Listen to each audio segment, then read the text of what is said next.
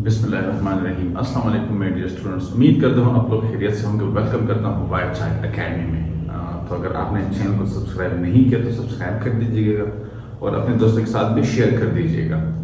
ठीक है, first year की केमिस्ट्री ऑलमोस्ट हम कंप्लीट कर चुके हैं। सेकेंड ईयर केमिस्ट्री में हम हाइड्रोकार्बन्स पढ़ रहे हैं, तो nucleophile, electrophile and differences between both of those actually properties. तो इसके बाद अभी हम कर रहे हैं व्हाट आर रेडिकल्स। ठीक है, और वी कैन से कि व्हाट आर प्री रेडिकल्स। ठीक है, तो यहाँ पे हम प्री रेडिकल्स को डिस्कस करेंगे, लेकिन मैं जिस तरह से कहते हैं कि मैं डिटेल में डिस्कस करता हूँ ताकि आपको जो भी फिर आपके कंपेटिटिव एग्जाम्स हैं, एंट्रेंस टेस्ट है, तो वो सारे आपके फिर यहाँ से कवर हो जाए और आपको हर तरह का एमसीक्यू समझने में आसानी हो। तो यहाँ पे मैं इनकी जो कवर करूंगा उसमें हम सबसे पहले इसके डेफिनेशन पढ़ते हैं, फिर प्रॉपर्टीज पढ़ते हैं, एग्जांपल्स इंशाल्लाह करेंगे और साथ में टाइप्स भी इसके पढ़ेंगे, जो 3 टाइप्स है। तो चलो हम स्टार्ट कर लेते हैं। हमारे पास कोई भी मॉलिक्यूलर स्पीशीज जिसके पास अनपेयर्ड इलेक्ट्रॉन हो इन इट्स एटॉमिक ऑर्बिटल, ठीक है, उसको हम क्या कहते हैं? उसको हम कहते हैं प्री रेडिकल्स। सो हम कहेंगे कि molecular species containing free या containing unpaired electron in its atomic orbital and can exist independently। ये फिर कंडीशन है, ठीक है।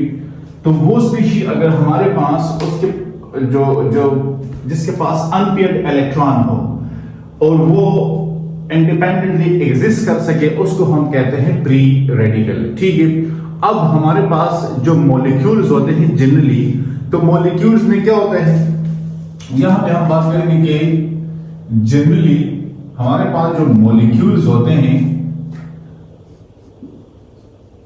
Generally molecules containing bonding electron pair and anti bonding electrons pair. अगर आप लोगों ने चैप्टर 3 केमिकल बॉन्डिंग का वेस्टर थ्योरी वगैरह पढ़ी हो, तो बॉन्डिंग इलेक्ट्रॉन पेयर और अनबॉन्डिंग या एंटी बॉन्डिंग या नॉन बॉन्डिंग, ठीक है, यहां मैं नॉन बॉन्डिंग का भी वर्ड इस्तेमाल कर सकता हूं कि नॉन बॉन्डिंग इलेक्ट्रॉन पेयर। तो उसमें हमारे पास कितने इलेक्ट्रॉन होते हैं? वहां पे हमारे पास 2 इलेक्ट्रॉन प्रेजेंट होते हैं इन बॉन्डिंग, ठीक है, बॉन्डिंग मॉलिक्यूलर और नॉन बॉन्डिंग। इसमें हमारे पास 2 इलेक्ट्रॉन होते हैं। अब ये 2 इलेक्ट्रॉन स्पिन वाइज क्या होते हैं? तो spin off these electrons actually plus half और माइनस हाफ होते हैं, मतलब ये कि अपोजिट स्पिन होता है। अब ये बात किसने की थी? ये बात अगर आप पॉली एक्सक्लूजन प्रिंसिपल को पढ़ लें, पॉली एक्सक्लूजन प्रिंसिपल को पढ़ ले, इसके लिए आप क्वांटम नंबर्स का जो है ना वो डिस्कस कर ले, क्वांटम नंबर्स और इलेक्ट्रॉनिक कन्फिग्रेशन। तो इलेक्ट्रॉनिक कन्फिग्रेशन को पढ़ के क्वांटम नंबर पे जब आप आएंगे तो आपको वहां से ये चीजें क्लियर हो जाएंगी कि हमारे पास यहाँ पे हमने सिंगल इलेक्ट्रॉन की बात की इस डेफिनेशन में। यहाँ पे हम नॉर्मली कहते हैं कि हमारे पास 2 इलेक्ट्रॉन, मतलब यह है कि कंबाइन होते हैं, एक पेयर बनता है, या तो वो पेयर बॉन्डिंग होगा या वो पेयर नॉन बॉन्डिंग होगा। In case of bonding and non bonding, जब कोई भी एटॉमिक ऑर्बिटल होता है या मॉलिक्यूलर ऑर्बिटल होता है, तो वहां पे हमारे पास जो 2 इलेक्ट्रॉन होते हैं उनकी स्पिन अपोजिट होती है, प्लस हाफ होती है, माइनस हाफ होती है। एक क्लॉकवाइज रोटेट करेगा, एक एंटी क्लॉकवाइज रोटेट करेगा। ठीक है, ये इन केस ऑफ होता है बॉन्डिंग या नॉन बॉन्डिंग इलेक्ट्रॉन पेयर के, जो कि पॉली एक्सक्लूजन प्रिंसिपल इसको एक्सप्लेन करता है। लेकिन यहां पे प्री रेडिकल और इन दोनों में फर्क क्या है? सो यहां पे in case of free radical हम कहते हैं कि in case of free radical only single electron is present। मतलब यह है कि यहां पे हमारे पास 2 इलेक्ट्रॉन नहीं है, पेयर नहीं है, सिंगल इलेक्ट्रॉन है। और कितने single electron present alone in one orbital। तो वहां पे हमारे पास 2 इलेक्ट्रॉन होते हैं विद अपोजिट स्पिन। यहां पे हमारे पास एक इलेक्ट्रॉन होता है, ठीक है, यहां पे हमारे पास एक इलेक्ट्रॉन होता है। और जब भी आपके पास एक इलेक्ट्रॉन आता है तो उसका स्पिन +½ भी हो सकता है, -½ भी हो सकता है। लेकिन जब सिंगल इलेक्ट्रॉन होता है तो वो +½ होता है, क्योंकि according to the quantum numbers, magnetic quantum number, ठीक है। और फिर हमारे पास जो स्पिन क्वांटम नंबर है, तो स्पिन क्वांटम नंबर में हम ये बात करते हैं कि अगर आपके पास 2 इलेक्ट्रॉन है तो पहला +½ दूसरा -½ ठीक है, ये हो सकता है। अगर आपके पास एक इलेक्ट्रॉन है तो वो +½ होगा। ये नहीं हो सकता कि आपके पास एक इलेक्ट्रॉन है और वो -½ हो, क्योंकि -½ पहले नहीं आ सकता, पहले +½ आएगा।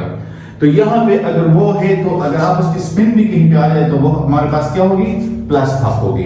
तो ये प्री रेडिकल में फर्क है। अब यहां पे molecule with unpaired electron is called free radical. So हम कहेंगे कि मॉलिक्यूल्स with unpaired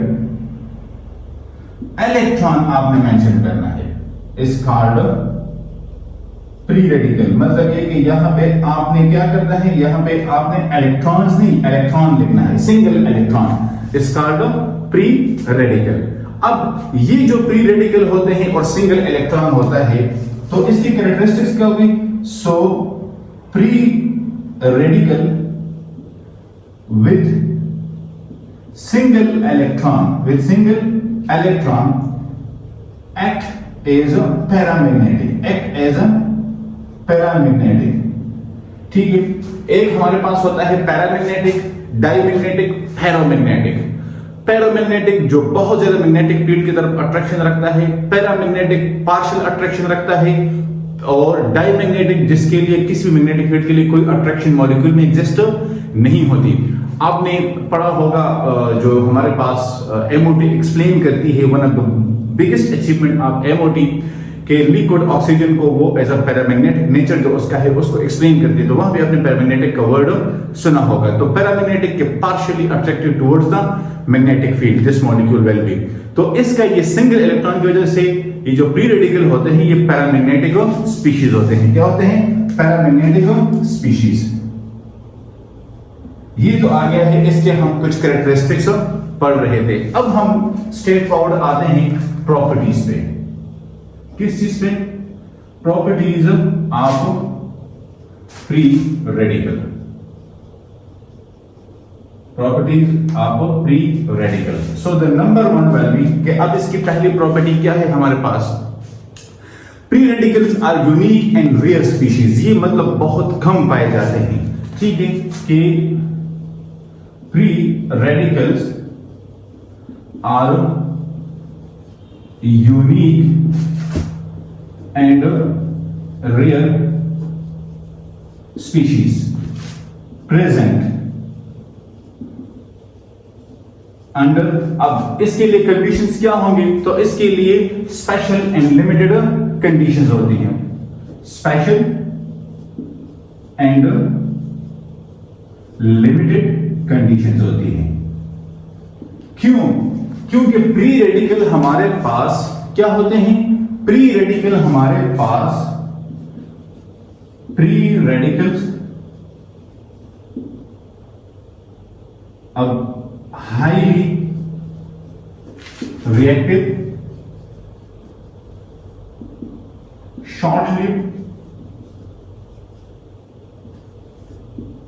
और अनस्टेबल स्पीशीज होते हैं। क्या होते हैं, अनस्टेबल स्पीशीज होते हैं।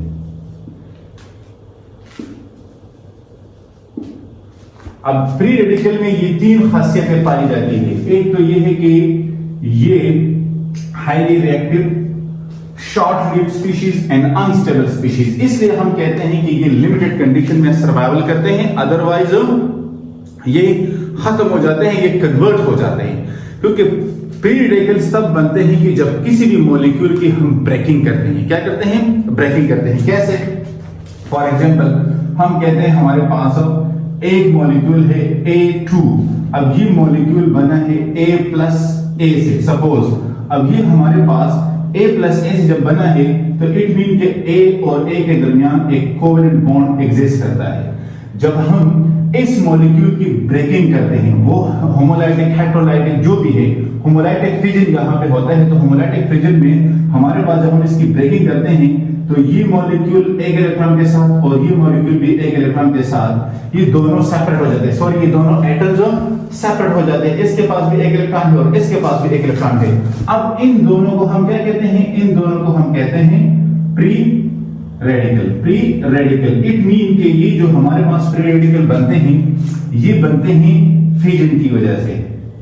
अब ये हो सकता है होमोलाइटिक भी हो सकता है और ये हो सकता है हेटेरोलाइटिक भी, लेकिन प्री रेडिकल के बनने का तरीकाकार भी यही है। तो इसलिए ये अनस्टेबल, हाईली रिएक्टिव और शॉर्ट लिव ऑफ स्पीशीज होते हैं। तो अगर आप कभी पूछे कि मैकेनिज्म क्या है, तो आप कह देना कि मैकेनिज्म प्री रेडिकल के बनने का ये है कि जब किसी भी कोवेलेंट बॉन्डेड स्पीशी का ब्रेकिंग होता है, जिसमें एक एटम के साथ एक इलेक्ट्रॉन, दूसरे के साथ एक इलेक्ट्रॉन, तो उसको हम कहते हैं प्री रेडिकल्स। क्या कहते हैं? Pre radicals. अब इसकी जो बेहतरीन हमारे पास सेकंड जो कैरेक्टरिस्टिक्स है, अगर वो हम पढ़ लें कि molecular oxygen is the typical pre radical. Molecular oxygen O2 is typical pre-radical, is typical pre-radical। ठीक है, अब हमारे पास ये बेहतरीन एग्जांपल है मॉलिक्यूलर ऑक्सीजन का, ये टिपिकल प्री-रेडिकल है, या इसको हम आल्सो बाई रेडिकल स्पीशीज ये भी कहते हैं। टिपिकल प्री-रेडिकल और बाई रेडिकल स्पीशीज भी कहते हैं। तो ये 2 पॉइंट्स पढ़े हैं, 2-3 पॉइंट्स इसमें और अभी आगे जाके हमने पढ़ने हैं। यहां तक अगर आपको क्लियर है तो आप इसका स्क्रीनशॉट ले लें। प्रॉपर्टीज ऑफ प्री-रेडिकल को हम डिस्कस कर रहे हैं। इसके यहां पे मैंने ये मैकेनिज्म बता दिया कि प्री-रेडिकल बनते किस तरह है, तो आप इसको अलग हेडिंग के साथ भी लिख सकते हैं और यहां पे भी आप इसको एडजस्ट कर सकते हैं। आप इसका स्क्रीनशॉट ले लें।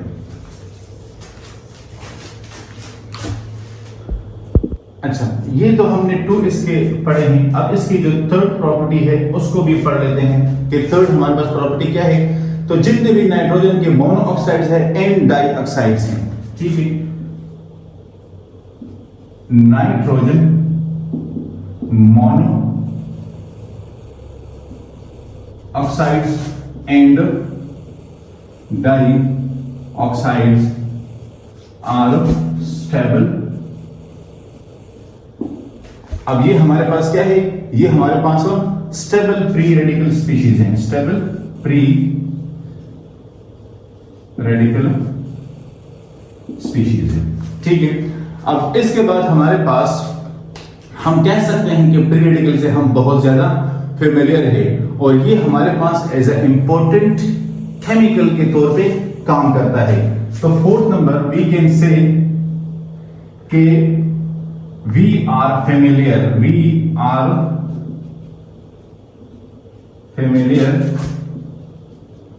with free radicals and useful chemical species है। ये हमारे पास यूजफुल केमिकल स्पीशीज है। अब प्री रेडिकल जिस तरह मैंने आपसे कहता है कि हाईली रिएक्टिव और हाईली अनस्टेबल होते हैं। क्यों? क्योंकि they can donate pre radicals can donate और एक्सेप्ट, ये इलेक्ट्रॉन को डोनेट और एक्सेप्ट दोनों कर सकता है from other molecule.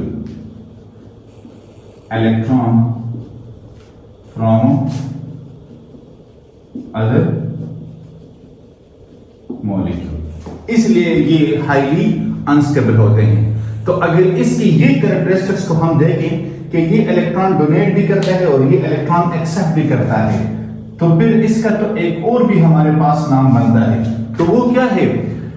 So free radical, यहां पे ये पॉइंट बहुत अहम है कि फ्री रेडिकल एक्ट एज, अब जब इलेक्ट्रॉन देता है और लेता है तो आप रिडॉक्स रिएक्शंस पे आ जाए। ऑक्सीडेंट और फिर सेकंड रिडक्टेंट्स। ये ऑक्सीडेंट भी है और ये रिडक्टेंट भी है। क्यों? क्योंकि ये इलेक्ट्रॉन डोनेट भी करता है और ये इलेक्ट्रॉन एक्सेप्ट भी करता है। अब यहां पे हम एक रिएक्टिव स्पीशी को एज एग्जांपल लेते हैं।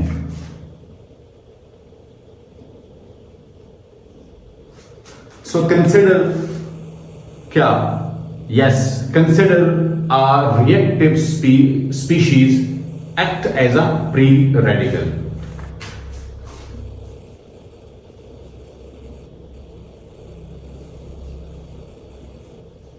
Reactive species act as a free radical, और ये हम ऑर्गेनिक केमिस्ट्री से बहुत ही एक फेमिलियर एग्जांपल को लेते हैं। तो वो हमारे पास क्या है? वो हमारे पास है the number one, that is a yes methyl anion। हमारे पास क्या है? the number one is a methyl anion, methyl cation और methyl radical। ये 3 स्टेप्स हम पढ़ते हैं। तो सबसे पहले हमारे पास है methyl anion, methyl anion। तो methyl anion हमारे पास क्या है? तो देखिए ये है CH3,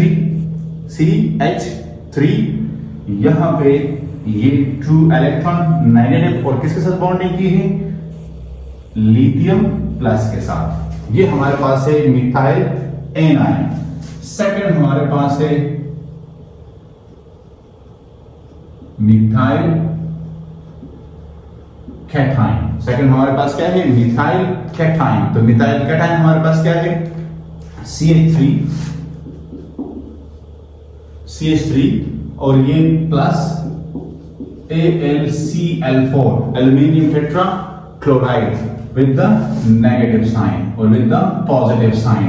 ये हमारे पास है methyl cation. And what about the third one? तो थर्ड वन हमारे पास है मिथाइल, क्या है? Methyl free radical, methyl free radical. ठीक है, अब मिथाइल फ्री रेडिकल क्या है? ये हमारे पास न्यूट्रल स्पीशी है। क्या है? न्यूट्रल स्पीशी है। तो इसका भी हमने फिर इस तरह मतलब ये है कि स्ट्रक्चर लिखना है। तो CH3 विद द इलेक्ट्रॉन। तो अगर ये हमारे पास न्यूट्रल स्पीशी है तो ये ऊपर वाला हमारे पास क्या है? इसको आप लिख लें आयनिक बॉन्ड। क्या है? Ionic bond. तो आप इसको भी फिर लिख लेके आयनिक बॉन्ड। तो ये हमारे पास आ गए हैं 3 टाइप्स ऑफ क्या? Yes, 3 types of radical. अब ये बने किससे हैं? तो यहां पे हम कह सकते हैं कि ये हमारे पास बने हैं किसी से? इथेन से। किससे? इथेन से।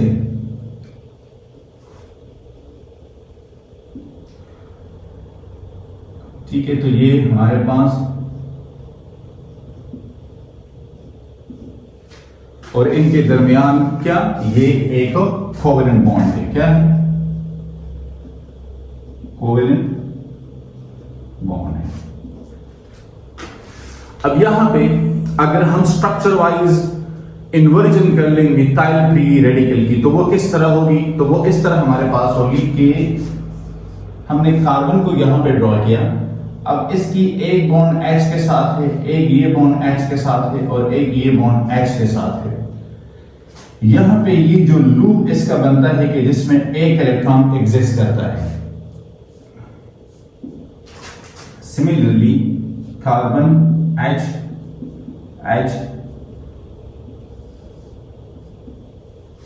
एक इलेक्ट्रॉन यहां पे है। ये क्या है हमारे पास?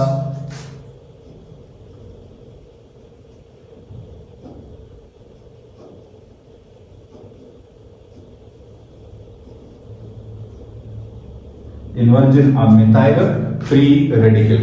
तो यहाँ पे ये हम इसको यहाँ पे अगर ये खत्म हो जाए ये लूप इसका, यहाँ पे जो थीटा बनता है, सिमिलरली यहाँ पे जो थीटा बनता है, तो ये थीटा बराबर होता है 10 डिग्री के। कितने के? 10 डिग्री के। अब इस स्ट्रक्चर में हमारे पास जो इथेन है ये 2 मिथाइल ग्रुप से बना हुआ है। किस चीज से? ये जो इथेन है हमारे पास 2 मिथाइल ग्रुप से बना हुआ है। देखिए हम कह सकते हैं यहां पे कि इथेन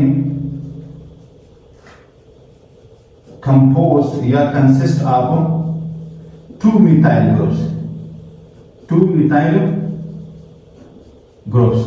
अब इनके दरमियान कनेक्शन क्या है? तो connected through covalent bond, connected through covalent bond. ये कोवेलेंट बॉन्ड के थ्रू एक दूसरे के साथ कनेक्ट है। तो जिस तरह मैंने आपसे ये कहा था कि अगर हम कहें कि ये, इसको आप देख लें, ये सेम चीज है। यहाँ पे ये कोवेलेंट बॉन्ड है, मैंने यहाँ पे लिखा हुआ भी है। इसके जरिए ये एक दूसरे के साथ कनेक्टेड है। क्या है? कनेक्टेड है। अब ये हमारे पास इस कनेक्शन के बाद it is very stable compound, it is very stable compound. अब ये जो हमारे पास इथेन है ये एक स्टेबल कंपाउंड है। क्या है? स्टेबल कंपाउंड है। तो फिर यहां पे हमारे पास जो मिथाइल कैटायन एनाइन है, तो फिर वो क्या है? तो मिथाइल कैटायन और एनाइन, उसके बारे में आपको बताता हूं। पहले अगर आपने ये कंप्लीट किया हुआ है तो आप इसका स्क्रीनशॉट ले लें ताकि इसके बाद हम उस पे आ जाए। आप इसका स्क्रीनशॉट ले लें। अच्छा गाइस, मैंने इसको इसलिए नहीं मिटाया ताकि इसी को हम थोड़ा सा आगे लेके चल रहे हैं। तो फिर हमारे पास जो मिथाइल कैटायन एयर जो एनाइन है, जिसमें हमारे पास एग्जिस्ट करता है आयनिक बॉन्ड, तो वो स्टेबल है कि नहीं है? तो वो हमारे पास अनस्टेबल है। क्या है? अनस्टेबल है। तो ये बात आपने याद रखनी है कि जो इथेन है हमारे पास जिसमें कोवेलेंट बॉन्ड है वो एक स्टेबल कंपाउंड है।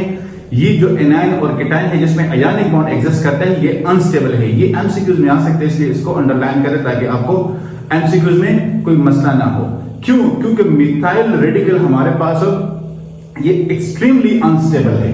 ये तो मैंने मिथाइल कैटायन और एनाइन इन दोनों की बात की, ठीक है, ये मैंने बात की इन लोगों की।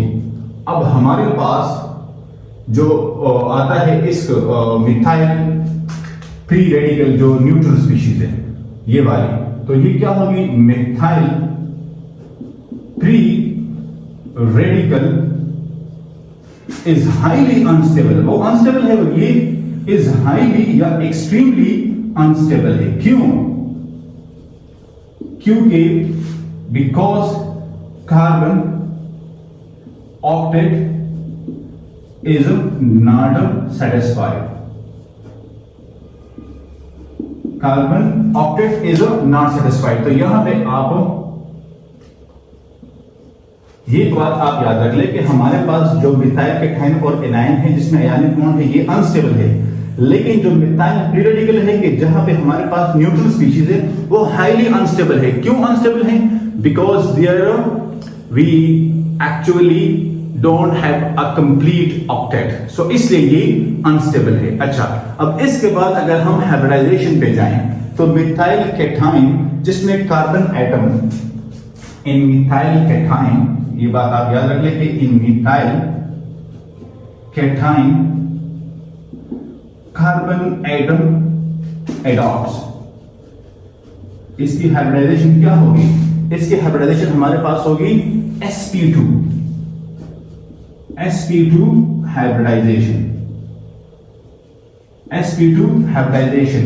तो फिर इसका स्ट्रक्चर क्या होगा? इसका स्ट्रक्चर होगा ट्रायंगुलर, हैविंग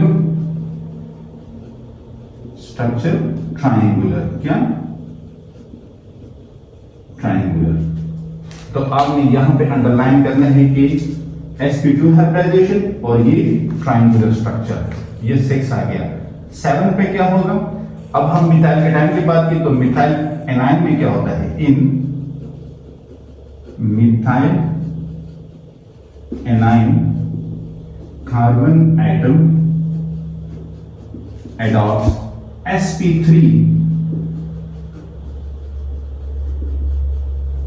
हाइब्रिडाइजेशन। तो अगर इसकी sp3 हाइब्रिडाइजेशन है तो इसका स्ट्रक्चर क्या होगा?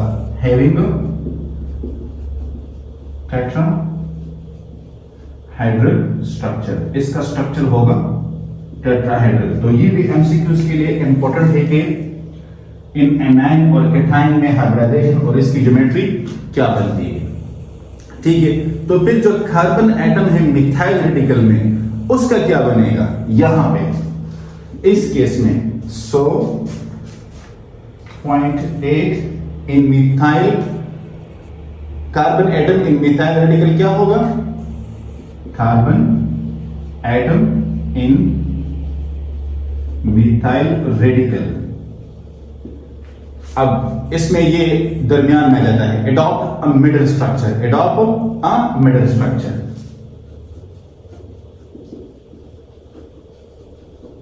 मिडल स्ट्रक्चर, ठीक है। और between which cation and anion and pyramidal inversion जो इसका होता है, ये जो pyramidal इन्वर्जन होता है ये rapidly occur at a even yes extremely low temperature and pyramidal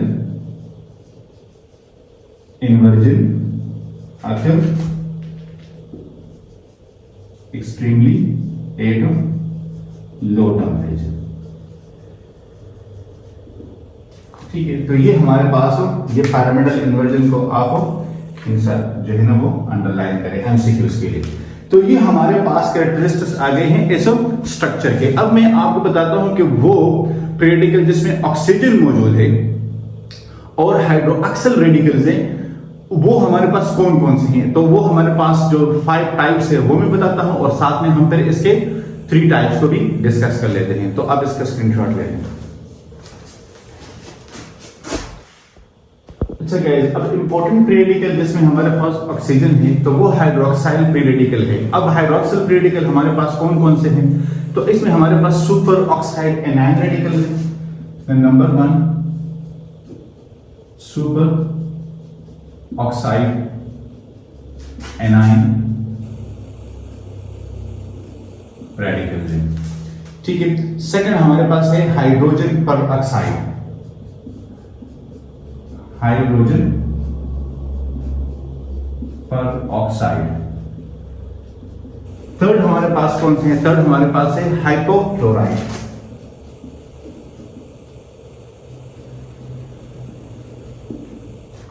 fourth हमारे पास कौन से आ जाएंगे? फोर्थ हमारे पास है नाइट्रिक ऑक्साइड रेडिकल।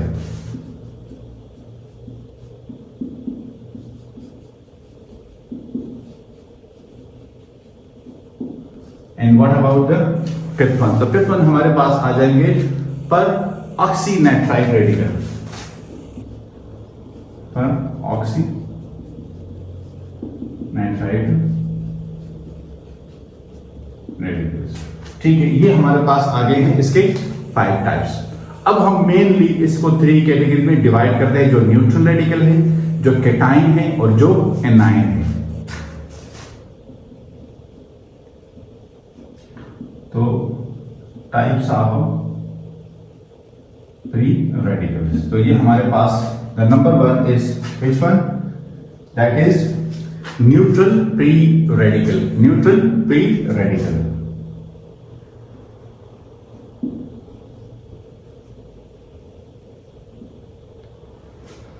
अच्छा, तो इसका हम एक एग्जांपल भी साथ में देते हैं और वो हमारे पास क्या है कि कार्बन। अब कार्बन किसके साथ बॉन्ड कर रहा है?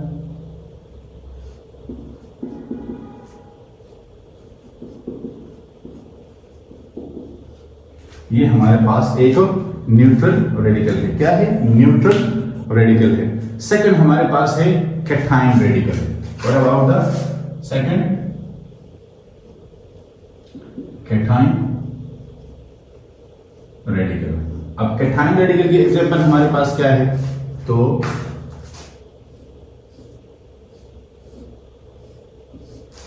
यह क्या है? ठीक है, इसके साथ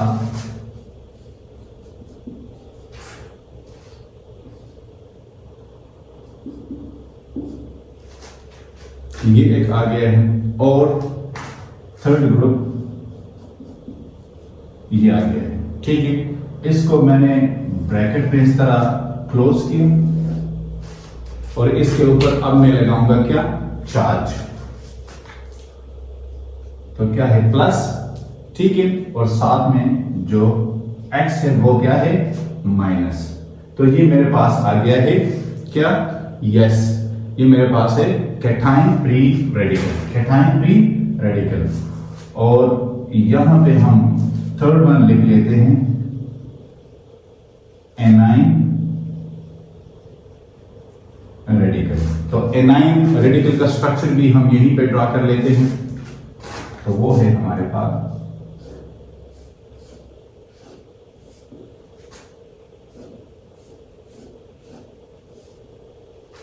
ये हमारे पास 2 बेंजीन रिंग आ गए हैं, ठीक है। कितने, 2 बेंजीन गैस। ऐसे मुझे बात, अब इसको भी मैंने इस तरह ब्रैकेट में क्लोज कर दिया। यहां पे इसके ऊपर भी मैं 4 लिख लेता हूं, लेकिन चूंकि ये एनाइन है और साथ में हमारे पास एन क्या होगा, प्लस। तो ये मेरे पास आ गया है A9 free radical, A9 free radicals. तो ये मेरे पास टाइप्स ऑफ रेडिकल आ गए। तो गाइस डिफाइन भी हमने किया, इसको एक्सप्लेन भी किया, मैकेनिज्म वगैरह भी मैंने आपको बता दिया, बनते कैसे हैं उस पर भी बात हुई। टाइप्स पे भी बात हो गई कि हमारे पास किस तरह न्यूट्रल होते हैं, कैटायन होते हैं और एनाइन होते हैं, ठीक है। फिर भी अगर आपको कहीं पे कोई कंफ्यूजन इसमें लग रही है, कहीं पे कोई आपको प्रॉब्लम नजर आ रही है, आप कमेंट्स एरिया में लिख ले। अब इसमें हमारे पास यहाँ पे आपने एक चीज याद रखनी है कि ये जो हमारे पास रेडिकल्स होते हैं ये सिग्मा और पाई में हम इसको डिवाइड कर सकते हैं। यहां पे मैं थोड़ा सा लिख देता हूं कि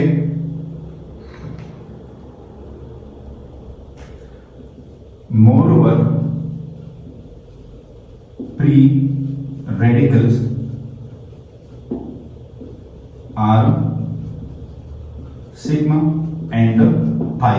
ये सिग्मा और पाई रेडिकल होते हैं। अब हमारे पास ये जो अनपेयर्ड इलेक्ट्रॉन होता है इन सिग्मा रेडिकल, तो इससे जो unpaired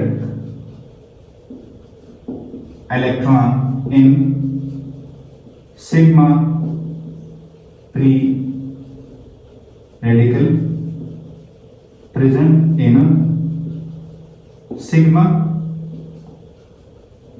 orbital and vice versa. मतलब यह है कि सिग्मा और पाई फ्री रेडिकल्स होते हैं। फिर जो ये अनपेयर्ड इलेक्ट्रॉन है तो सिग्मा फ्री रेडिकल में ये होगा सिग्मा ऑर्बिटल में और पाई फ्री रेडिकल में ये इलेक्ट्रॉन होगा पाई ऑर्बिटल में। तो ये आपको इसका पता होना चाहिए कि सिग्मा और पाई फ्री रेडिकल अगर आपसे कोई पूछे तो आप कह देना कि ये हमारे पास क्या है, ये हमारे पास है सिग्मा और पाई, और इसमें जो अनपेयर्ड इलेक्ट्रॉन है तो वो उस रेडिकल के हिसाब से उसी के ऑर्बिटल में पाया जाता है। और ये मैं आप पे जोड़ता हूं कि ये जो मैंने 3 रेडिकल्स करवाए हैं ये कौन से हैं, सिग्मा है कि पाई है। इंशाल्लाह मुलाकात होगी नेक्स्ट लेक्चर में।